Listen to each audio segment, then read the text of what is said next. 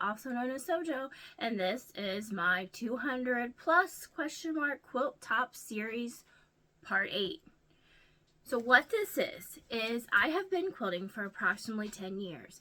In that time, I've completed mini quilts, but I've also accumulated a lot of quilt tops. So I thought it would be fun to start pulling those quilt tops out, one bin at a time, taking a look at them, and see how many I really have, because I don't really know for sure. I estimate that I have over 200, but I don't know. So we've been looking through those one bin at a time. Now, so far, through parts 1 through 7, we're up to 106. Now, we're going to take a look at part 8 and see how far we get. But I will tell you, I no longer believe I have over 200. I still have a few more to show you, but I don't have quite 200 that I thought I did. So we're going to go through part 8, and there's also going to be a part 9. And I think part 9 is going to be the end of them. Now, with that being said, I am working my way through these and quilting them, and as I quilt them, I show them on my weekly updates, which I do on the weekends. So be sure to take a look at those weekly updates if you want to see these completed. And when I've made my way completely through all my quilt tops, then I'm going to start doing a trunk show with all of my completed quilts.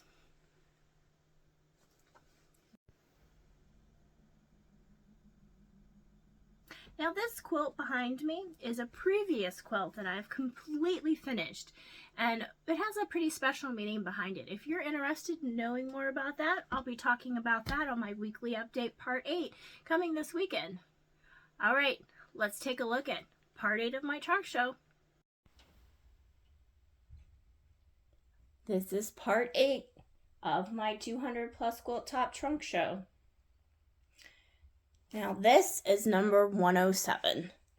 This is from a Sew Sampler Block of the Month from Fat Quarter Shop, and this was the greatest hits Sew Sampler Block of the Month. Now all those fabrics were just fabrics that I had pulled from my stash.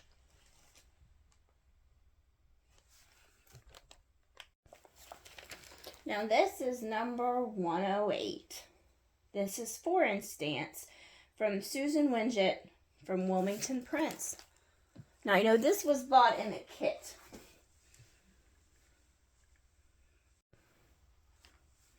Now this is 109. This was from a Sew Sampler box, and the name of the pattern is Feel and Pine, and it was made with a jelly roll and some yardage for the background. So this is number 110, and it was from a Sew Sampler box. And the name of the pattern was La Casita, and it was made with foundation paper piecing using the Cord Hat Steps paper piecing pads from Fat Quarter Shop, or It's Sew Emma.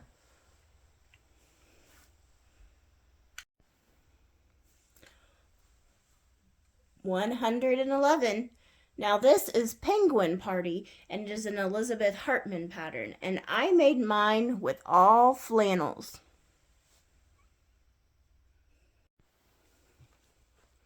Now this is 112, and this was a Missouri Star Quilt Company tutorial called 2-for-1 Pinwheel Stars, and it was made with a jelly roll and then some yardage for the backgrounds and borders.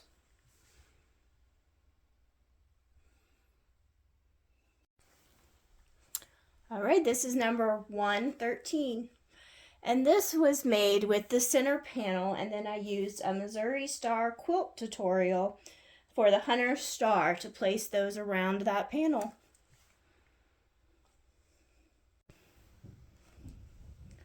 Alright, now this is number 114, and it is the Secret Windows tutorial from Jordan's Fabric that I used to make this.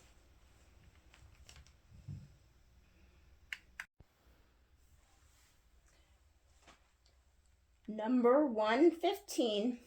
This was a Missouri Star Quilt Company tutorial called Rhombus Stars, where the stars were made from fat quarters and their rhombus template, and then used yardage for the backgrounds and borders.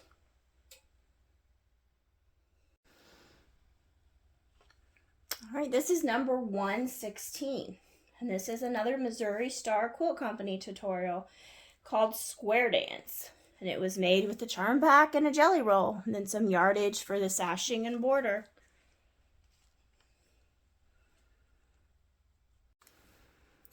All right, now this is number 117. And of course, it's another Bargello. And this Bargello is called Supernova, and it's from the Twist and Turns Bargello Quilt book by Eileen Wright. And this is number 118, and it is from another Missouri Star Quilt Company tutorial. And this is called Sash Tumbler. And it was made, well, the tutorial is for a 5-inch charm packs, but I use the 10-inch layer cake blocks. All right, so that's the end of part 8. Join me next week when we'll be doing part 9. And as always, if there's a particular quilt you'd like to see quilted, let me know in the comments below so we can move it up on that long arm list. And then check back on my weekly updates I do on the weekends where I work through quilting these quilts. All right, till next time.